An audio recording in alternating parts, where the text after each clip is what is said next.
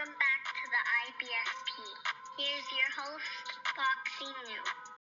Did David Benavidez duck Carlos Adames? Look, let's break it down honestly and objectively as possible. And Carlos Adames put out a social media tweet and basically stated last year when David Benavidez was still at 168 pounds, they called my manager to face him. I met with him, we watched 2 fights, and the next day we said yes. Nobody does that.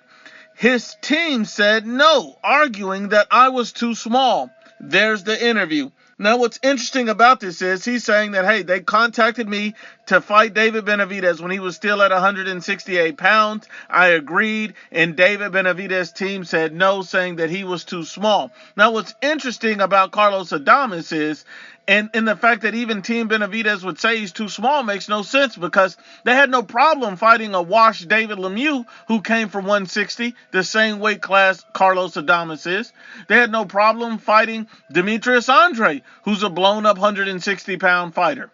And they also had no problem saying that they would be happy to take a Terrence Crawford fight at 168. They said they couldn't take it at 160. It would have to be at 168. So Carlos Adames, who's bigger than Terrence Crawford, who's not washed like David Lemieux, and who's just as big as Demetrius Andre, David Benavidez says it's too small and rejected the fight. Makes no sense. I find it funny, but this is what you expect when you deal with people like Team Benavidez.